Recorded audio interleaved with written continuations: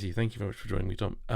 I was first drawn to want to talk to you because yes, there's elements of your Drukhari list that you're playing that other people are playing, but you're taking in a.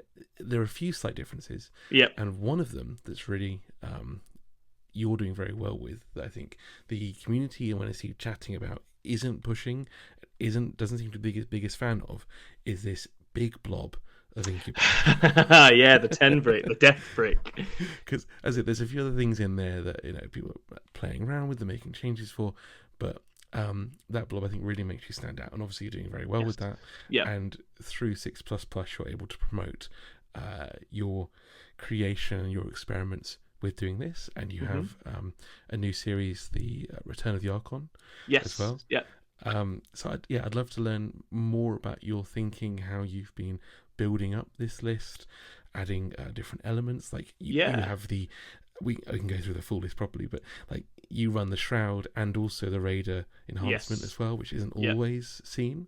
So I'd love to just hear your thoughts. Yeah, absolutely. I think the nice thing with this is that it's not Sky Splinter hasn't landed like so strong that everyone and their mothers is playing it, right? Which kind of means that everyone who likes Drukhari has kind of been free to get stuck in and tinker around with it. So I think I always joke, there's about 6 or 7 really good Archons in the UK who will play it no matter what, as long as it's like fun to play.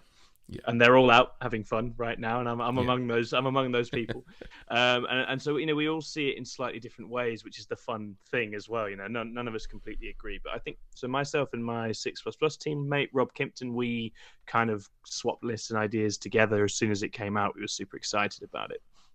And the thing with the 10 Incubi is that you just get a massive hammer then that has to be respected, right? It can sit behind the lines in a Raider, and at any given moment that Raider's going 14 inches, they're getting out, they're using the strat to charge, and they are just deleting something. And they go through big tanks, they'll kill Land Raiders, they'll kill greater demons, not unclean ones though. Grr, hate them. And they are a massive threat, and I think the threat of it is almost better than the use. A lot of the time it's what could happen if that connects, the sort of space on the board that gives you for control. And I think the 10 brick also is, you're maximizing that no Overwatch. That's where my Shroud goes. So you've got the fact that you've got 10 that are getting in and they're not getting Overwatched. I think that's a really nice tool, and it also encourages me to sort of recycle them and use the strat and everything else. Now, I don't think 10 is essential, and I will experiment with less eventually. But I think this is the lovely thing. I've had a good run with this list, and I've enjoyed the events, and I felt like I've performed to a decent level. So there hasn't been much need to change it up too much. And when the rule changes first came out, the first thing my brain was, I want 20 Incubi. I want to do 20 Incubi. I love Incubi. They're my favorite Drukhari unit. They're so cool. And so I think that's where the 10 brick comes in. And actually, there's a stream game from Goonhammer Open where I play Jack Tight, and I ultimately lose that game. He always comes up. He's so good, mate. He's one of the best players. He's great. Yesterday's video. Where did he come out yesterday? He was playing Tony Chu. Yeah. Jack is prolific. He's a wonderful player. He's a good lad. And still really young in this hobby as well. It's scary. He's got a long way to go, and he's only going to get better. But so in that game, I misposition that Raider, and it's not central. And actually, that lets him shove an Arco-Flagellant's brick in a way that then breaks through and causes me all sorts of problems in that game. And that's one of the units where it's like 10 Arco-Flagellants. 5 Incubi doesn't reliably solve that problem, because if they make their Feel No Pains, they start rolling 4-ups. The attacks that you have from one Archon and his buddies isn't enough. Yeah. So they're one of those sort of stat checks in the game where having 10 is really, really good. The other one is the old Wraith brick. The old Wraith brick, where the 1/2 is that if you get Lilith into a Wraith brick and she snipes out the Technomancer, and then the 10 brick of Incubi go, no more Wraith brick. So that's a nice problem to be able to solve now. Unfortunately, people like to run 3 of those, so it's not always easy to solve that problem more than once. You can take down the one, and then and then you're like, and then I just like I just hope that's enough. Yeah. But it's still it was fun. Handshake. It was a good done. time. There we go. Yeah. And so I think there's a few sort of really big blocky stat checky units. Another one that I encountered was the big 10 brick of Grey Knight Terminators. That's another one where again you need that big hammer. And I think it's just because there's always, there's interrupts and other things in the game. Having one killer activation in the locker is really, really good sometimes, just to make sure that damage goes in before something can interrupt, for example. Which I think you'll find with Drukhari. We don't have Fight Last anymore, which was such a crucial way of stopping our fragile stuff getting hit. So into really big targets, having that big activation, I have personally found is really good, as is the threat that it creates on the board and the panic, that people don't want to go near this thing. For me, it's kind of when I've been playing Drukhari, it's very much it takes me back to Harlequin times when I was getting those points. I'm gonna die. That's the way it goes. It's beautiful. But I've got the points done. So that's exactly it. And this is my anyway. People who play me will always tell you this, but it's my favorite game is when I've got nothing left, but I've won by like 20 points. I love it. They've got something out of it. They've tabled me. They get to feel good. Well done, you killed all my shit. But I've got all the points. I love that game. I'm not one of those ones where I want my whole army to be alive at the end. I'm not that bothered about tabling the opponent. I probably need to get more bothered about it. No, exactly. That isn't the game. I think I know when I first got into the hobby again, as through COVID, as I think hundreds of people kind of did. My head was like, I need to kill other things, and that's the way I'm going to play. And then, because I got really into Harlequins, and that's the way I was going, I was like, this doesn't work. They can't do that, No. so then, exactly that. My mindset quickly had to adjust. So yeah, and that's where I think Drukhari now are back in that very elfy spot where you have to have other tricks, and you're often committing a bit of a sort of smash and grab, a bit of a scam a lot of the time. Which again, that's where that 10 brick is so good, because it's just like, what if I use that? I've got this big nuclear button. People are scared to come near it, and you're often just trying to make them feel for enough of the game that there's bits of the board they can't go to. Yeah, because that's the issue with Drukhari. The truth is, you're made of glass, so if they hit you, you die. So you really want to spook them and try and make them not come near you and stay away, right? So that 10 brick and the threat of it, the projection it offers, is a big deal. So that's why I personally really like it. Cool. And we. I'll go through the whole list in 1 second. Yeah, of course. It's more of the other one as well was you have a Ravager in there as well with the the three extra dark lances. Yes. How have you found that? Because whenever I've tried Ravager myself, it's always been a bit. Yeah, it sounds really silly because they're big raiders anyways. They're always hard to hide, and then suddenly you throw another big boat in, and you go, "Okay, this is a bit tougher." So how Ravager and rolling 2/2s to hit name a more iconic duo, right? That's what they love to do. So here's the thinking with the Ravager, and it's several different purposes. Ultimately, one of the things it does is just screen a big chunk of my backfield, which is actually really good to have, because everything else wants to go forward. A Ravager can get involved without going forward. So that's one thing it does. It's very nice in the early exchanges, and this is one of the issues with Sky Splinter, is the pain token management, right? You have to be very careful, and sometimes that Kronos goes, nope, you're not getting any additional pain tokens, you're on your own. Mine never gives me anything turn one, and then he turns really generous later on. Every time I jump I still feel like one at least is needed. You've got to have him. You've got to have him.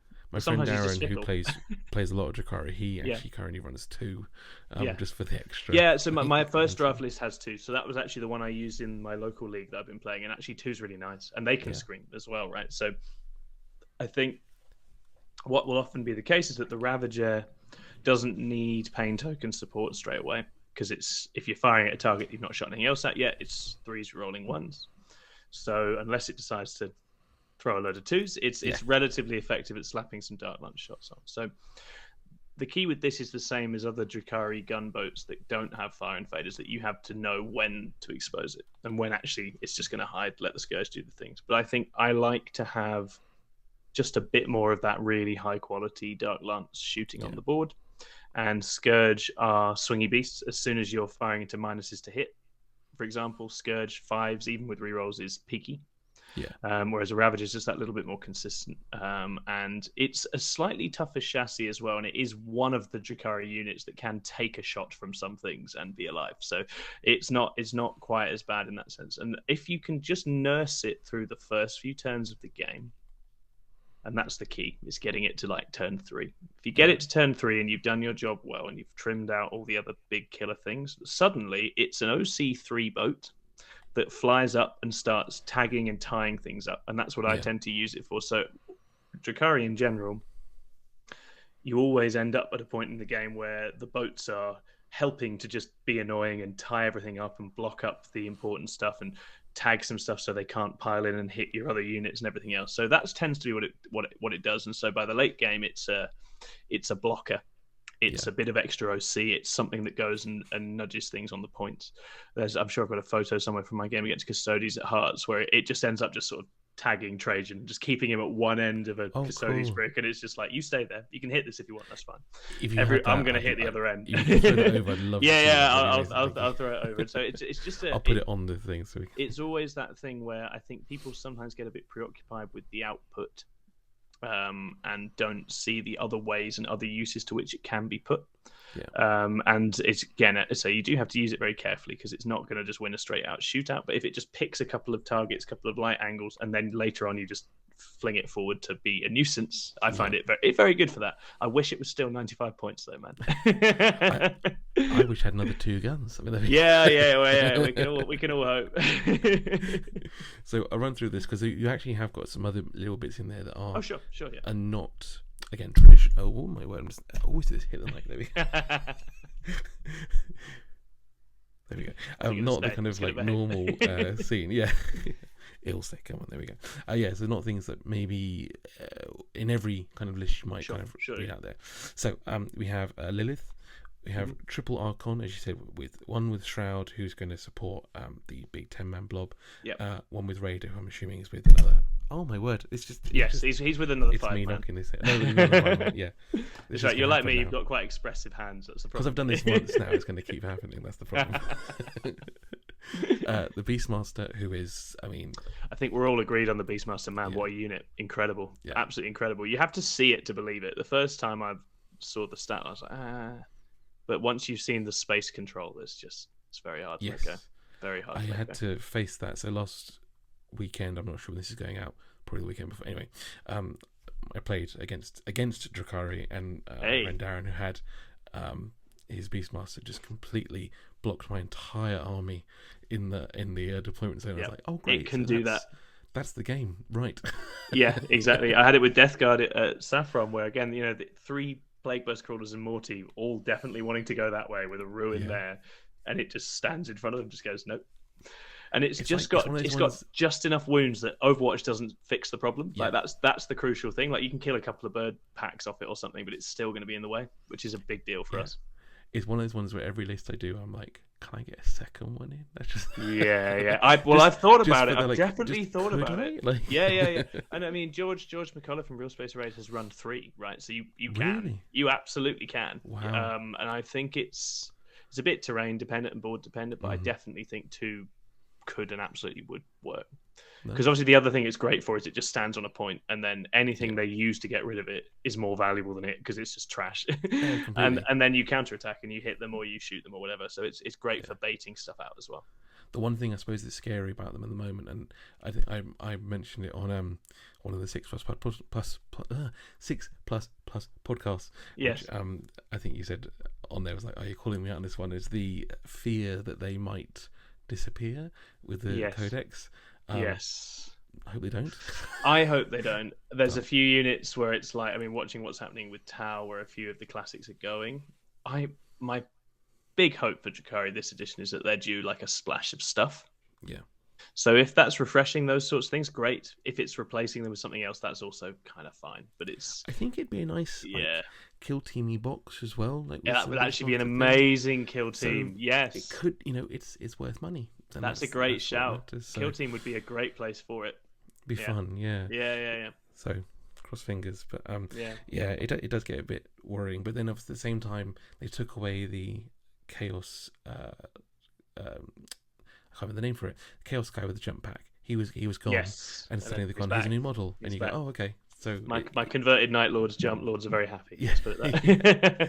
So it might be one of those things that comes back later, but I hope so. But we'll see. Yeah. I think there's a few, because Grotesques went. Obviously Mandrakes went, but we know Mandrakes are back. Grotesque feel Yeah. too like integral to not come back, but who knows? I'd be surprised if they did. Who knows? I love my Grotesque. There's 12 of them who haven't had much action for a couple of years now, so it'd be nice to get them back up. Good way to go, yeah. So continuing on, we have 10 witches, who I'm assuming they're going to be with Lilith. They are.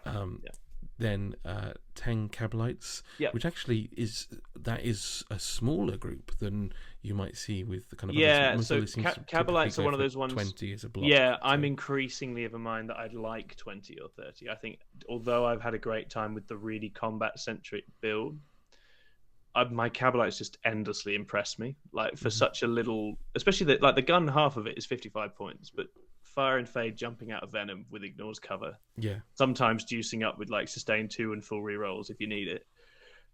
I really like that. So yeah, Cabalites and the sticky objectives also I just absolutely love in Drukhari. I think when there's so many armies that can drop down like 3 inches away and just shoot our faces off now, you need to be like, I still have the point. Nice. Yeah, that's changed. Then as we said earlier, the 5, the 5, and the 10 Incubi. Yep. Is it 2 blocks of Mandrakes you have? I have 2. Yeah, I run 2, and if I could get a third in, I would, but I never can. I always want too much killing. That's fair enough. And then 5 block of Racks. I guess just extra pain points, just annoying. Beautiful, just pain token throwaway. Yeah. So this sometimes it's Reavers, sometimes it's Racks, and the Racks are great for just throw away, get an extra pain token. The Reavers are great for the speed, and the OC2 just go and boop a point and keep primary down or whatever. Mortal wounds where they fly over something. I've never done it, but I'm sure it's great. I never do it though. I never remember. No, it happened to me at the weekend. Yeah, it was. Darren had three squads of 3. Oh, nice, and he just nice. Went, I've seen a few lists like that. It flies in a weird pattern and comes back over down. And I was like, oh, awesome. Yeah. Into certain armies, it is good. It's just not come up for me. Oh, and Eldar, I was horrible. Yeah, Eldar, I don't like it. My Farseer, nope, gone. There we go. Oh, mate. Oh no, disaster. It was fun. That was 2 Dark Lance Scourge and a Haywire Scourge. Interesting one with that one that's coming up recently. I know it's a teams one because I had a discussion with Tony Chu. He was saying Manny's team list he's taking at the moment for this event in Europe. He's running 3x5 Haywires. Just to kind of combat heavy vehicle lists. How have you found the Dark Lances compared? Obviously Haywires have a much shorter range, 24 inches. So the Haywire is really good, and I think in teams where vehicle skew is a big thing now. I completely understand the massed Haywire, and so members of the team have been experimenting with that. I had let them know that Haywire is very good, so I'm not claiming any credit for it, but I was certainly in those conversations. And I think is Manny's list a Yunari list for that? Yeah, he's taking. I think if you're running the Scourge in Yunari, because it's 8 shots and you only got a couple of rerolls, I think the Haywire's a no-brainer. And the Haywire Scourge have always being very different, of course. It is, but it is a different game in a way. We're not far off singles being so vehicle heavy now that you could do it. You could absolutely do it. You could definitely go for the all Haywire. And it's just I've experimented with Talos recently as well, just because again you're like a bit more Haywire when there's so many vehicles out there. But the Talos are much more expensive. I think the issue with the 24 inch is always getting in range. That is always getting in range. And I think the flexibility with the Dark Lance to bully elite infantry is still really valuable. But it's one where I should definitely try it at some point and see, because you're like it wasn't a case of like no, but I think the Haywire Scourge always do quite remarkable things. That's the thing. The Haywire Scourge always do quite remarkable things, and it just solves that Redeemer, that battle wagon, that monolith, whatever it is. But obviously so many lists are now going, well, I have 2 of those. And you're like, okay, well now I need maybe I do need twice as much. So that'll be an interesting one to experiment with and see how many matchups that ends up working out better in, I think. Yeah, it would depend on a lot of stuff, but I was just curious, like how you found either side of it. So. Yeah, they're both great, and they're both. I mean, Scourge are fantastic units. Again, quite actually deceptively flexible for a bit of the game. They're like a shooting piece, but then later suddenly they're flying forwards, fire and fading, getting in the way of stuff. Yeah. Sometimes it's just to get grenade off. They got that as well, and they can do secondaries as well with the Shard Carbine, and they're just a very flexible unit. And crucially, they don't push us right up into bring it down central. Yeah, that's true. It's That true. was the thing with the Ravages, right? I was like a triple Ravager, and like, no, let's just bring it down. Just becomes an easy take into us, and we're already It's one of those ones. It's flirting one with of it. those ones you want to take, though. You know. Yeah, I know. Love to have the triple ravager. Yeah. Yeah, but yeah, Then, there was a time when mass like haywire was a very big deal when I first started playing. There was a vehicle meta then in 8th edition, and Eldar lists were like Skyweavers, Talos, all that haywire stuff. And I do feel like the meta's a bit like that again now. The problem is there's a few things out there where that doesn't do much, yes. and so it's modeling for that. You got to make sure it's right for that. Yeah, perfect. Yeah. Then as we said earlier, we have one Kronos. How have you found one? Have you ever tried? One's okay. I think one's okay. I have tried two. I think two gives you full coverage almost along your whole defensive line, which is great. Yeah. One is really good. They are so cheap. They are so cheap, right? Yeah. Like, squeezing a couple in is not difficult. They're another little annoying OC2 unit. They are good screening. Good Drukhari list should always be screening like just an unreasonable amount of the board for like 3 turns until they die. But so they're good for that. And the regen when it goes off, and you like that turn where you invest 2 and you get 2 back is just it's money. It's a good feeling. Definitely becomes worth the points. Yeah. Yeah, absolutely. Sure. It's to say for 50 points, no brainer. Absolutely no brainer. As we said, the last ones kind of speak for themselves a little bit, although one does churn out. We have the Ravager, 2 Raiders, and 3 Venoms. But the point I wanted to bring up with the Venoms is in your new series, which I'm sure if anyone has seen this, they've probably watched your series. So yeah, there's not much. I'm not going to add too much. It's probably just me learning and then I'll pass on. But you have often said you're rapid ingressing a Venom. I love to rapid ingress a Venom. Yeah. So you're keeping. I'm guessing you have the other 2 on the board with the guys around. Is that third one that's coming in on his own? Is he? Yeah. So it's going to have Incubi in, and so in the version I have played. Yeah. And because you've got this move 14 disembark and charge option, it's real hard to stop a Venom dropping in somewhere where it can then basically fly over the action and threaten a back objective or threaten artillery, threaten valuable characters, all the things that don't want to get involved in the main fight. So it's very, very good and very flexible in the matchups where that stuff works. So, massed artillery, not going to work.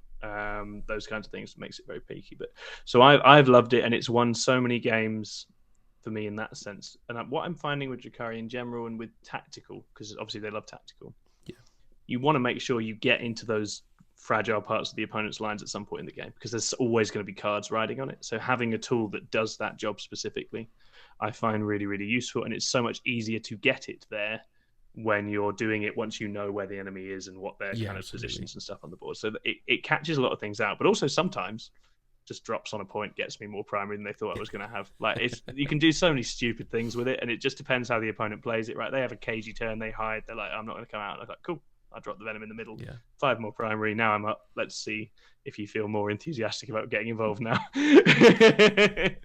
So it's a really flexible little unit, and it's rapid ingress in general. I just have so much fun with. So I think it's good fun. I think I may move towards having a Cabba like Venom do it if I trim down on the Incubi, but there's been a lot of good times with like capture enemy outpost and 5 Incubi just turning up to just get it done. It's great. That is great. Yeah, absolutely.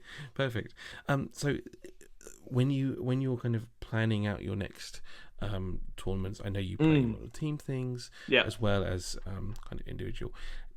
What's your process for creation, your list creation? I'm phrasing this really badly. Let's say that a bit better. When you're preparing yourself for your next tournament, what is it you're looking at first? Is it the kind of point of it being the singles, the teams, the terrain, or what calls out to you first? Yeah, so it depends on a bunch of different factors. I mean, so teams, I think the honest truth, I love my Drukhari, but don't let them hear this. But the honest truth is my Drukhari probably don't make teams right now, right? If it's a 5 or an 8, I'm not sold.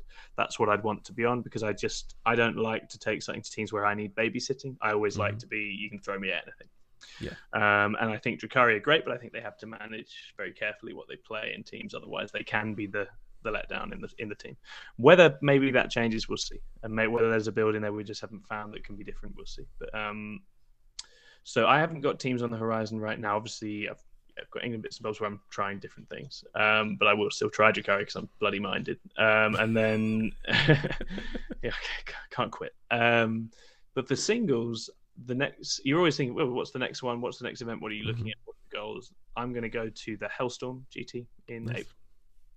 And what I love about Hellstorm is there's a bunch of different terrain types. There's all sorts, and some of them are, there's a good mix, but actually I think in the main they all work pretty nicely for Drukhari. Yeah. In different ways. And I think as far as iteration goes, I'm going to be very honest and say I often just change things for change's sake because I want to do something different, right? You know, and I've played. That's a refreshing answer, and I like it. I've played 4 events with more or less the same list. I changed it a little bit for the last one, put some Talos in, which was great. Yeah.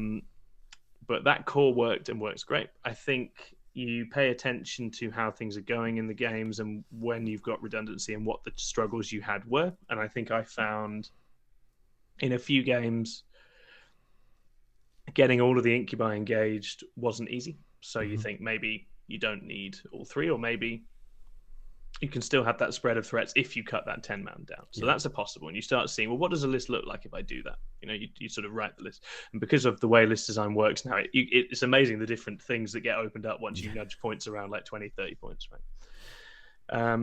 You always end up with the last 10. You're like, oh, come on. I've also hit some matchups where there are some very real stat checks that the Incubi going into is very peaky, right? They're likely to still be alive when they go in, and your Incubi are likely to die if they swing if you haven't really read it out. And at that point, for me, I don't know if you've had this as well, but for me, every time the last game I had with them, Custodes sitting on objectives, and it was like, well, I've either go in with both and know that one is going to die. Yeah. First off. Exactly that. Like, do I? Don't I? I don't know where it's going to go. So completely no, and that's a big one. And then I've played against the loss I had at Hearts was to the big Black Templars Carplark. And you're like, that's just so many tanks. And the Overwatch, I've got one squad that can avoid Overwatch. All the others, if they go anywhere near a Gladiator Reaper, are just going to die. So what am I going to do? And one thing I was finding in games, and Death Guard are another one where, again, so much fight first, it's really tough to get the Incubi involved, especially early game. And so what I've been finding is my 5 Cabalites, because you can park a Venom, disembark, shoot them, jump back in, and then you're not committed. Because you've got Scourge doing that as well. I'm leaning towards maybe another Cabalite squad, or possibly 3. 3 might be too much, but I need to see if it works. So again, you can have that nice 3 Cab squads jump out, they shoot, they jump back. 3 Scourge squads jump out, they shoot, they jump back. Which just gives you a couple of turns at the start of just trimming some of these flipping tanks before you get involved. And I think I've also been incredibly impressed with the Splinter Cannon on the Venom. Man, that gun's great for like infantry and marine bodies. That gun, when it gets going, or even Custodes, if they decide to come and stand in the open, right? Especially Eldar, I'll tell you that now. Yeah, Eldar, exactly. So in terms of nudging, I'm thinking the other thing is, although it's been fun having 2 raiders with 2 big bricks in, the way Sky Splinter's set up, you can only ever protect one of those. You know, you can't get Lilith and the Incubi back in. So you'll have games where it's tough. You commit both units, and then you're like, one of them's staying there now. And I think if you can, this is incredibly non-interactive of me, isn't it? All of this, but you're starting to see a scenario where the dream here is Cabs get out, shoot, get in, Incubi fight, get back in. Raider drops something, fights, gets back in. You want to try and have as many turns early game where stuff is engaging without losing it. Yeah. So that's kind of where the actual lived experience of playing the game over the last few weeks takes me, and that's what I'm tinkering with. And then racks generally are obviously amazing, and me and Rob are very keen to try and get racks in, because just getting those pain tokens built up so you can have a sort of go turn is also really good. And it just becomes, can I adjust this without losing the character of what I'm doing already? And the fun thing with the triple Archon, because I do love the Archon, is that a little Cabalite squad with an Archon is still pretty good. Like, pretty deceptive, because reroll wounds on those guns is great. Reroll hits and wounds in combat when you've got Lance and effectively AP1 on everything is still good. It's still really good. It's not going to delete everything, but it's still an effective unit. So that's one option you have, is you move your Cabalites in.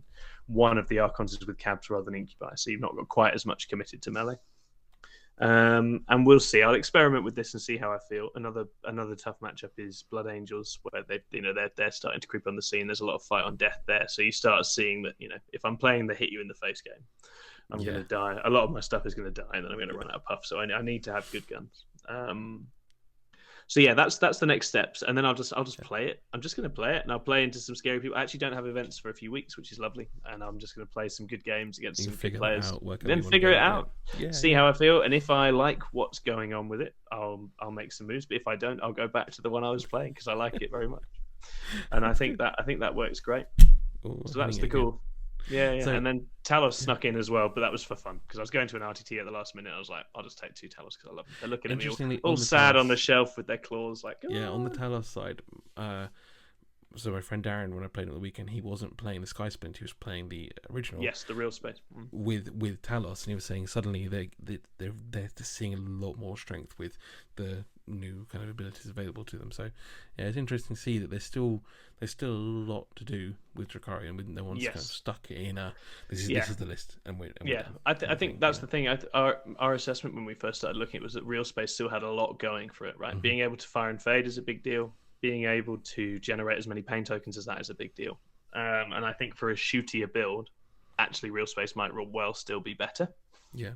And as you say, Talos, when you can pop -1 to wound, are much better at hanging around. So that's probably the detachment in which they shine. The problem I have is just that Sky Split is so flipping fun. Yeah. It's hard to let go of. That's fair enough. Yeah. And I think that's the thing. Like, no, I'm not back at this because I think this is the best army I play right now. I'm back at it because I love the army and I'm going to have a good go with it, right? And what's been lovely is that because I know them very well and I'm very passionate about the army, and I think also because I perform a little bit better when I feel like I'm just doing what I want to do. Mm-hmm. The results have been great, and that's been really fun. But actually, in general, Sky Splinter's doing better than I thought it would. There's plenty of like up there results. I don't think it's a serial GT winning army, but it's definitely done better than I thought it was going to do. Which is how really do you, because we kind of touched on it with the teams that you wouldn't necessarily take Drukhari, how do you find switching between your multiple armies? Now, as a 6++, there's a slight difference where you guys are doing this kind of larger YouTube thing where you have to have much more knowledge of a variety of different armies. Yes. How are you finding that switch around between it's one of those things where I have done this now a lot for 3 or 4 years. So now I find it relatively easy because I really enjoy the process of figuring an army out, diving into the rules and getting a sense of it. And I think a lot of that translates across armies. I still think the character of an army and how it's meant to be used is something that you have to learn through experience. So the example would be I've been playing Thousand Suns the last few months. I'm not good at Thousand Suns because I am not patient enough to be good at Thousand Suns, because Thousand Suns have to do that really hidey, melt you for a few turns, then come out kind of game. Whereas I want blood, man. I'm going in. I want to get involved. and I was using rubrics and sorcerers like trade pieces, and you're like, you can't do that because you just run out of puff and you die. So you absolutely don't do that. So I think the character of an army and the essence of it takes a while to pick up, and I don't think you can just effortlessly shift between it. But once you've got that bedded in sense of an army over several years, it's much easier to move between things. So for teams, the last couple of events, it was Votann, because Votann is so meat and potatoes, and they're very solid, and I know what they can do, and I know I've always got a lot of guns and can just go and be on points, and that's pretty consistent. And it's not too hard, but I think it takes time.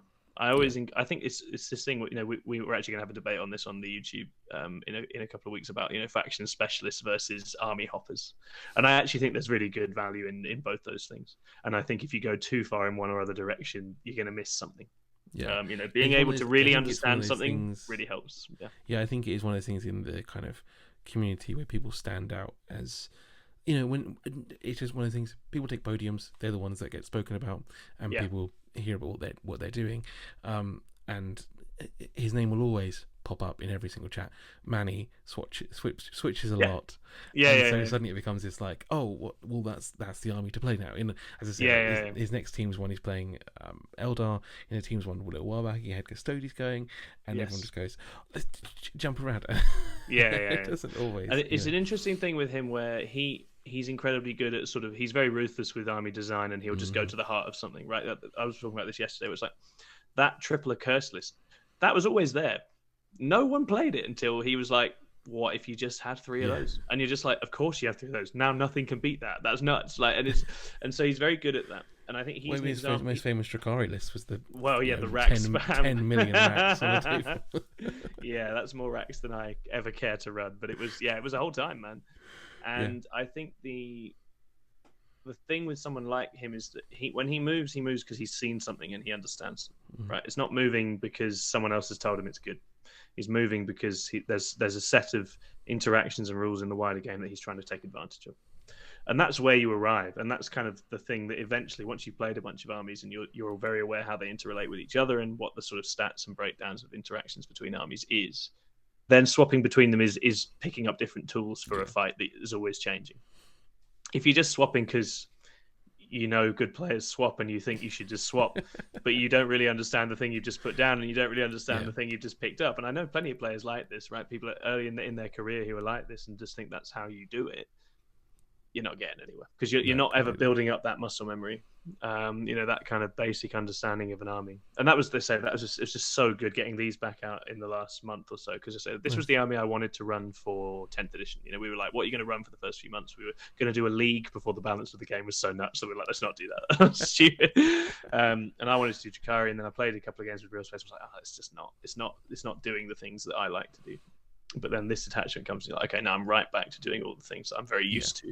And you just have that sense of when you go, when you stay, where you hit them, how you pressure and how you sort of control space. And that's several years of playing one army. And it's a really nice thing to have. Yeah, absolutely. And one more thing, purely because, anyone that is potentially watching this is only watching this because they know of you from 6++. That's like the whole reason, I was saying even then to Tony the other day, the one video I've had that's done extremely well is purely because people know of Glasshammer, and that's why they watch. Well, I'll tell you something with 6++. It's exactly the same for us, especially when we were starting. I actually remember when I started doing state of play, so faction focused stuff, and I really wanted to get Skari, right, because it's Drukhari, and I wanted to. I just want to chat to Skari, really. And I was just like, will he say yes? I don't know. And I messed out, and he came on, and it was just I learned so much just from 1 hour watching his whole process with recording and just watching him suddenly turn into this character and be this massive larger than life person. And again, he doesn't have to do that. He's a massive name, but that's where it starts, and then gradually, eventually you're something that people are messaging and asking to turn up to stuff, and it just all kind of layers on like now I'm bothering you. And if you told me a couple of years ago that's where this would be, I would not have guessed that. I'm delighted that it's going that way. But everyone helps everyone in this hobby. That's why it's awesome. Yeah, no, it's actually almost odd how happy people are to talk to each other. There is a genuine a social contract at work with Warhammer that is stronger than our actual society, right? That's the scary thing about it. Is that there's this sort of shared understanding, the shared passion. It's not always easy. We don't all get along all the time. Yeah. But we run through walls for each other. It's amazing. It's so cool. Because I was talking to Dan about this, where I was saying I would love to get to a stage where I can do it a little bit like in my vision is like a podcast sense, where you can say you're coming on, I'm getting a fee because I'm earning this from ad revenue and so forth, and pass it on to you. And it's like, and when I spoke to Dan about it, I was like, there isn't any revenue right now, so it's kind of one of the things that doesn't exist. And he was like, but that's not how it works. And I was like, but it traditionally should. Not. It doesn't seem, and so it's just the energy, the passion, the excitement. That's it, and we're all just really excited. I said, and as the game continues to grow, you imagine it can go into those places. But again, that's the lovely thing about it. And I'm a big football fan as well, and humans just need something very silly to care about too much, right? And that's just important. That's a basic need that we have, and that's what this hobby does for us. It's awesome. That's great. Yeah. So, in terms of the 6++, I know you probably wouldn't name this yourself. My vision of 6++, you have become a face for the brand. Yeah. Due to the podcast. I know my friend Toby, who works for BCG, has started to become the face on that side because he's part of their podcast. How does that feel for you? It seems as though, I know Chris is the official captain. Introduce him every week as the captain. But because you're so often there, does that feel odd that you've become that character? It's something where it was kind of one of the things I came in to do, because I was keen to do content at that point, and I'd done bits and bobs. I'd done a podcast sort of experimenting with local friends already, and I'd done some back ropes with my local team at the time. So it was something that I came in to do, and it was something that I was always going to do. And as you say, it's because YouTube and socials are this distorted vision of how things go. of course. Yeah, you end up being a face for things, right? And it's just getting recognised in weird little nerdy hotspots around. You know, I go and play a game in Milton Keynes, and someone just goes, "Oh, hello," and you're like, "Oh, okay." No, and it's weird little things. But to be fair, a whole bunch of our team are quite visible in that sense. So I think with Chris does so much of the less glamorous work with this team. It's unreal. Like in terms a point, Chris is so much taller than I thought he ever would be. When he came to he's a big man. I was like, he's really tall. An athlete, man. He's an athlete. I don't know why in my head, because it's just because he's small on a little screen. Yeah, and it was like, no, he's massive. Yeah. It's so funny, but yeah. So he's done, you know, in terms of editing, in terms of organising, in terms of building the team and running it. I am, like a lot of creatives, I'm very chaotic, whereas Chris is a very organised, very together, very reliable person, and he comes through for the team and for the players in all sorts of ways all the time. So I think we make a good team in that way, where I've got a lot of freedom to go and just gob off and do all the sort of the nattery stuff, and then he actually is the glue that holds this entire thing together. Yeah. So it's, I think we play to our strengths in that sense, and it's been really, really good fun.